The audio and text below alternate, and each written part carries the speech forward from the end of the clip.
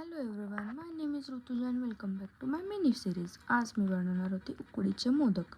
माझ्या फॅमिलीत खूप कमी उकडीचे मोदक खातात बिकॉज आमच्याकडे तळणीचे जास्त चालतात आणि मी स्वतः सेकंड टाईम उकडीचे मोदक बनवते. लास्ट गणपती बाप्पाला मी बनवले होते, त्यानंतर आत्ताच, कारण मला इतके नाही जमत.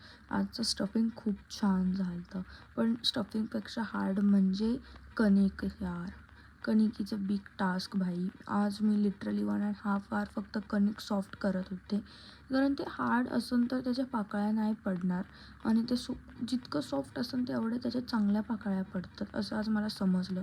सगळ्या टेस्टी फूडच्या मागं किती स्ट्रगल असतं त्याचं आज मला थोडंसं रिअलाईज झालं आहे. आणि आज मी खूप जास्त मोदक खाल्ले. काल माझे केस जळाले. ह्याचं रिझन असं की काल मी फोटो काढत होते आणि माझं लक्ष नाही, दिवा चालू आहे आणि फोटो काढता काढता केस जळाले. लक्षच नाही. ते माझ्या आईने पाहिलं, ते बरं झालं, नाही तर आज होतेच मी टकली. खूप जास्त म्हणजे शोल्डर लेवलला केस झालेत, मिडल साईडचे. पुढून चांगले, मागून चांगले, मिड साईज खराब झाली डिरेक्टली. आणि स्टीम करून घेतले मोदकांना आणि बाप्पाला नैवेद्य दिला. मग मी खूप पोट भरून मोदक खाल्ले.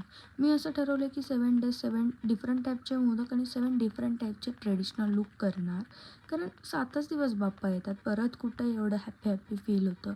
सो काहीतरी असं करायचं ठरवलं आहे. संध्याकाळी ट्रेडिशनल वेअर केलं, बाप्पाला नैवेद्य दिला आणि व्हिडिओज बनवले. So bye.